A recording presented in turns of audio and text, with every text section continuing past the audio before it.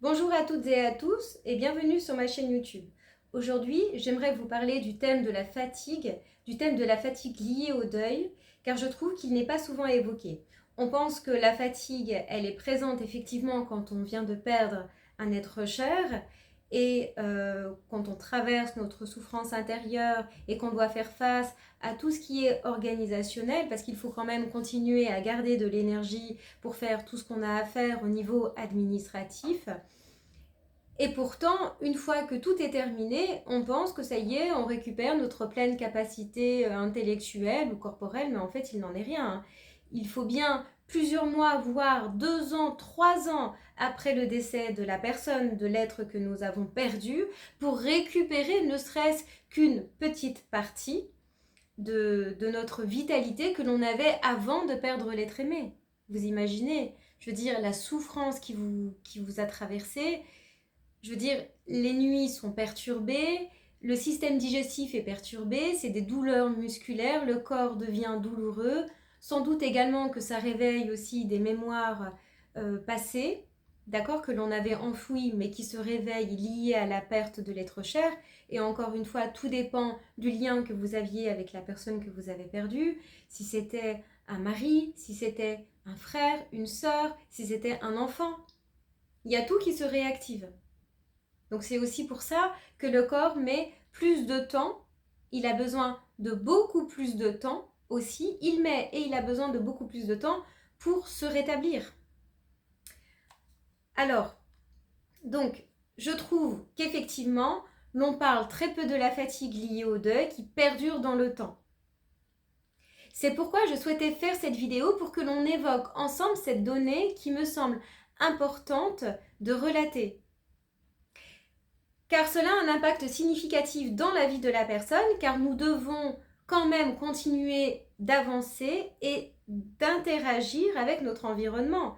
Et souvent, si nous avons une famille, un travail, des enfants, eh bien, nous devons quand même continuer d'avancer, comme on dit, alors qu'à l'intérieur de notre corps et de notre psyché, c'est un véritable tsunami émotionnel. Il est très difficile de cheminer lorsque l'on a perdu un être cher dans cette société actuelle, où rapidement il faut reprendre le travail, continuer au même poste, avec les mêmes responsabilités, alors que la concentration est amoindrie et que nos capacités intellectuelles sont altérées par la perte de l'être aimé. Quand on connaît le processus de deuil et le temps qu'il faut dans les différentes étapes du processus, il y a une incohérence, vraiment, il y a une incohérence avec ce qu'il se passe en nous et ce que l'on nous demande de continuer à faire au quotidien.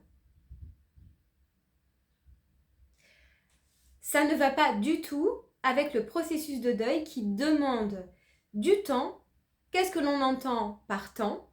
Parfois 2 voire 3 ans concernant la fatigue morale et psychique. Donc c'est une donnée qui est à prendre en compte et qui devrait être considérée par notre société et par les gens qui nous entourent, même ceux qui n'ont pas perdu un être cher.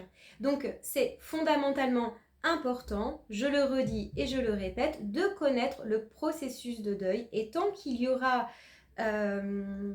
des incompréhensions, des méconnaissances autour de ce processus qu'il est fondamental de comprendre, eh bien, on fera face à des incompréhensions de notre entourage, que ce soit au travail, nos amis et l'environnement familial. Donc, je pense qu'il serait bien de considérer cette problématique, que la perte d'un être cher soit reconnue et identifiée comme un véritable traumatisme, et pris en compte de manière plus formelle sur le plan médical, afin que l'on puisse bénéficier d'aides spécifiques concernant un accompagnement spécifique, un peu plus de temps d'arrêt maladie par exemple. Pourquoi pas envisager de pouvoir bifurquer sur un autre poste de travail sur le plan professionnel quand celui-ci est trop compliqué à poursuivre, parce qu'effectivement, On n'a plus les mêmes capacités physiques et intellectuelles que l'on avait avant la perte de l'être cher. Et c'est tout notre organisme qui est perturbé. Donc, c'est vraiment important de comprendre ça. En période de deuil, c'est notre physiologie interne qui est perturbée. Le sommeil est assuré, vous dormez moins bien, ça c'est sûr. Et c'est le soir, lorsque la nuit tombe, que les pensées surviennent. La fatigue est pourtant présente. Les douleurs musculaires se font sentir, le manque de concentration lié à la fatigue psychique, toutes ces heures où l'on se refait le scénario dans sa tête, les ruminations mentales, les différents états émotionnels par lesquels on passe, de la colère à la culpabilité, à la tristesse, au vide existentiel lié à la perte de l'être aimé, aux heures que l'on consacre à la perte de l'être aimé, qui nous manque terriblement. Donc, cela nous pompe de l'énergie. Et particulièrement, s'il s'agit d'une mort brutale et que ça concerne la perte d'un enfant, qui n'est pas du tout dans l'ordre des choses. On considère que les parents devraient évidemment partir en premier, que son enfant. Mais dans le cas où le parent décède et que l'enfant a 1 an,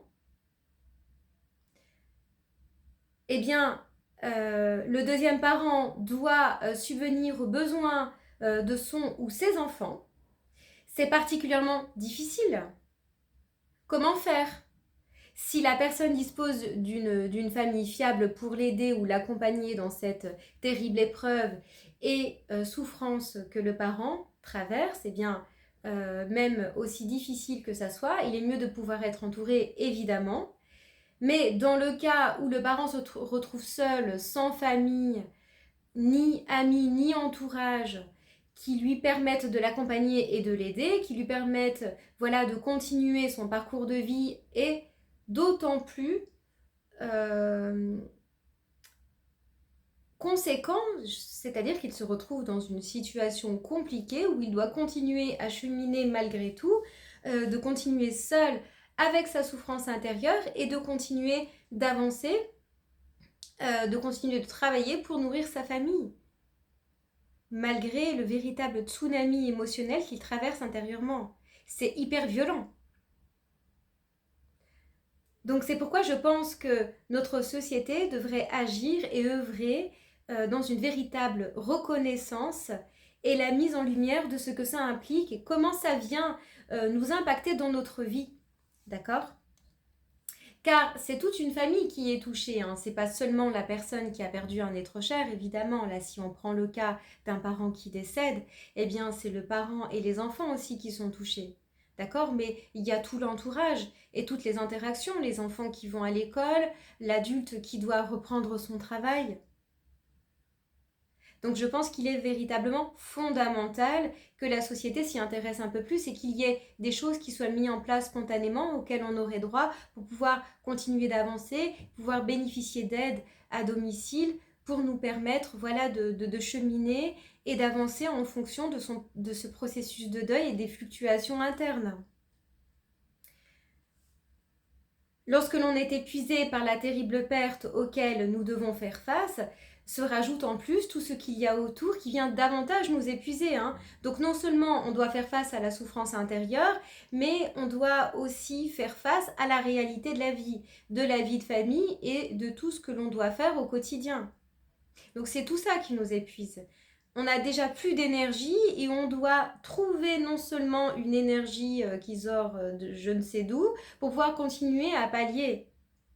D'accord ? Donc, c'est tout ce qu'il y a à gérer autour qui rend encore plus les choses difficiles. Comment traverser les méandres de notre souffrance intérieure dans de telles conditions, ce n'est pas possible. Sur le plan professionnel, il faut soi-même se démener pour demander un aménagement de poste. Je veux dire, c'est pas votre patron, vous venez de perdre quelqu'un.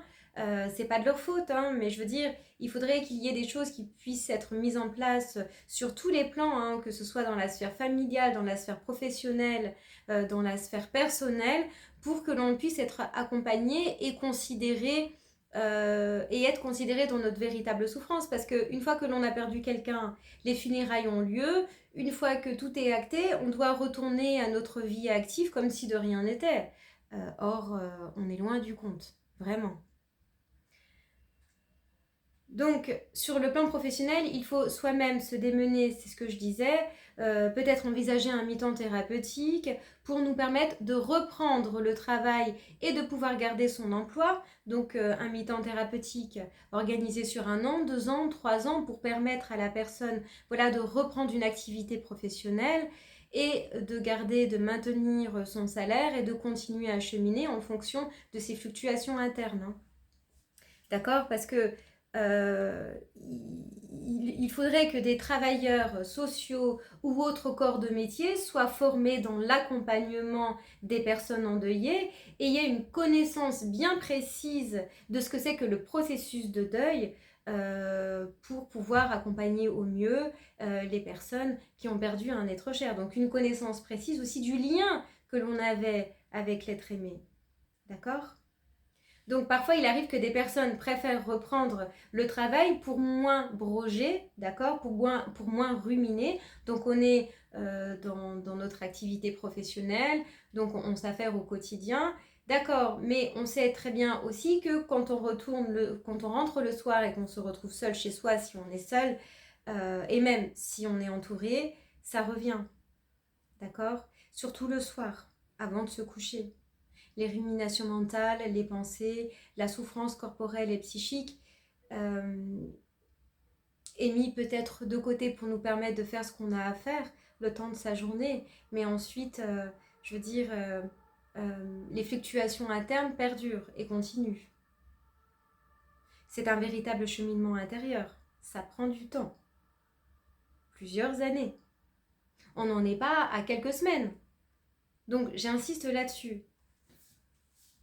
Je tiens à dire que la fatigue ne s'en va pas pour autant. Hein. Le traumatisme est tel que sur le plan physique et biologique, c'est toute notre chimie interne qui est perturbée. Et de nombreuses nuits durant plusieurs mois, voire 1 an, voire 2, après la perte d'un enfant, d'un conjoint, d'une conjointe, les nuits ne sont toujours pas reposantes. On ne récupère pas cette fatigue. Et lorsque l'on souhaite se reposer ou que l'on veuille bien s'accorder un temps de repos, il faut du temps, voire plusieurs mois, pour que le corps récupère. Hein. Bien évidemment, tout dépend de la personne et du lien que l'on avait avec la personne décédée. Plus le lien était fort, plus ce sera difficile. Certainement que pour d'autres personnes, ce sera différent et que la fatigue se manifestera différemment, probablement. Mais n'oubliez pas que les va-et-vient et les nombreux allers-retours qui aussi dans cette période de processus de deuil, avec des périodes où nous avons l'impression d'aller mieux et les périodes où bim, une pensée, une émotion et nous retombons dans les méandres de notre souffrance intérieure. Ça, on ne peut pas y éviter. Mais ça participe et ça fait partie de ce fameux processus que l'on évoque tant. D'accord ? Donc, rassurez-vous, c'est tout à fait normal. Ce qui est important de mettre en lumière, c'est qu'il s'agit d'un deuil pathologique. D'accord ? S'il s'agit d'un deuil pathologique, je parle dans la vidéo du processus de deuil. Si une personne parle toujours 1 an après, voire 2 ans de la personne qu'elle vient de perdre comme si elle était toujours là, on a effectivement affaire à un deuil pathologique. Je l'ai évoqué dans une précédente vidéo, je vous invite à regarder la vidéo que j'ai effectuée sur le processus de deuil où je parle effectivement des différentes phases du deuil et de ce fameux deuil pathologique et peut-être que par la suite je ferai une vidéo consacrée exclusivement au deuil pathologique. Alors, faites-vous aider par des thérapeutes encore une fois ou des groupes de parole que vous pouvez trouver dans différentes régions. C'est fondamental, il me semble. En tout cas, moi, je peux vous parler aussi de ma propre expérience.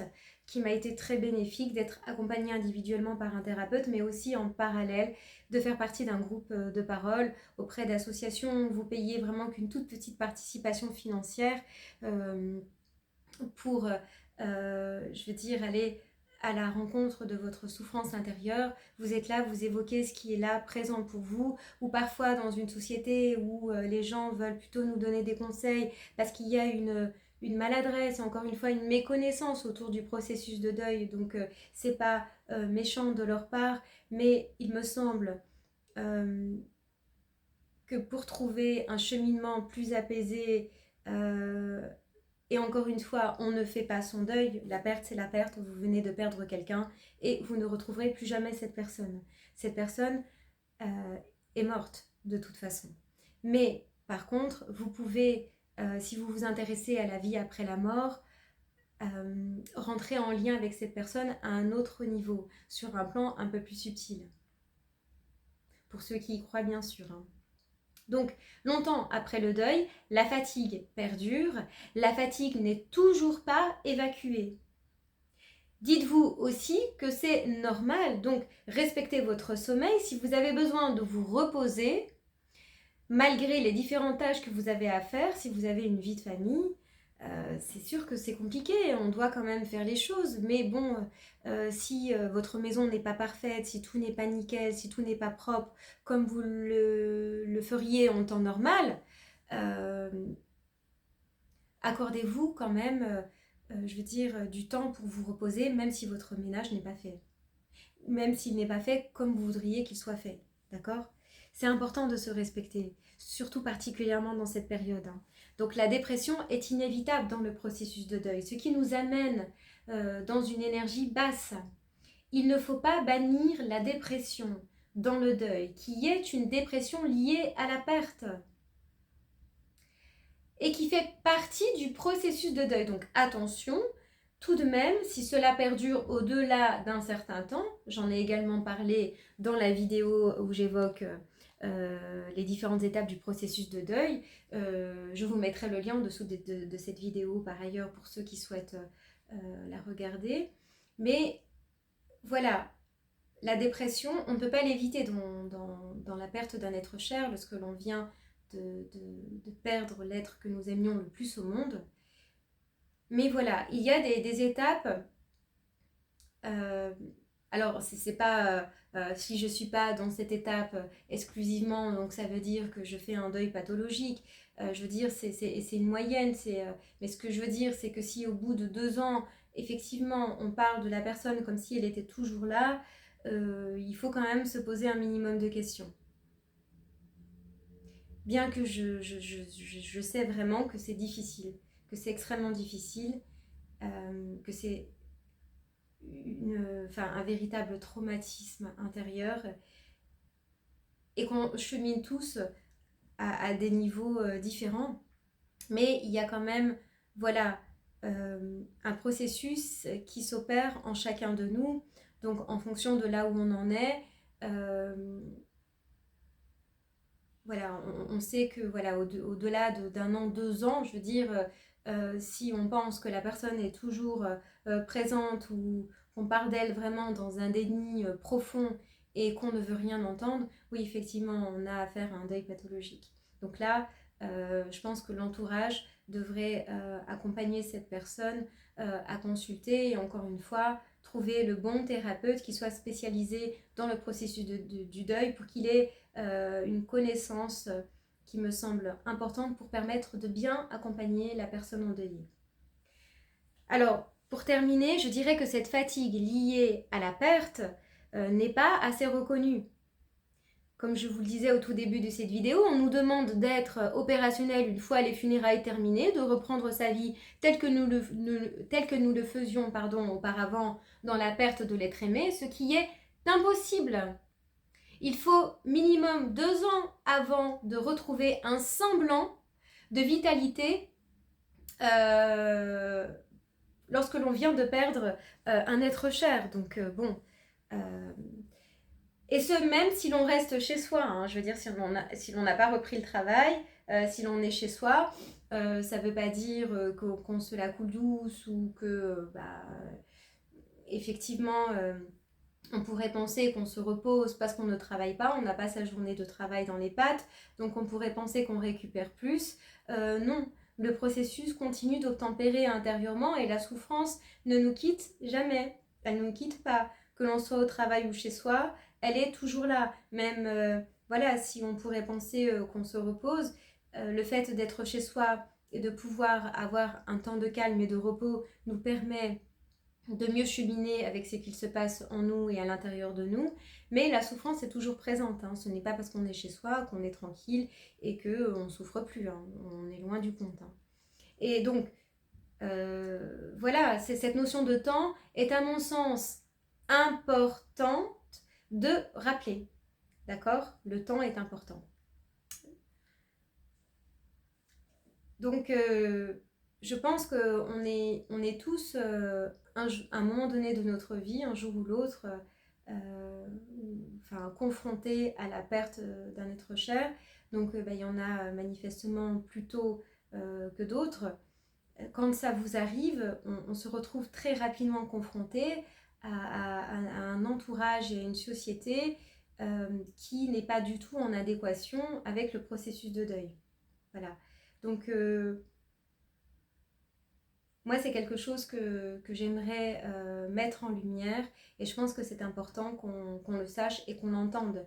Et surtout que l'on mette des choses en place parce que c'est une chose de comprendre, de l'entendre, mais qu'est-ce qu'on fait avec ça après?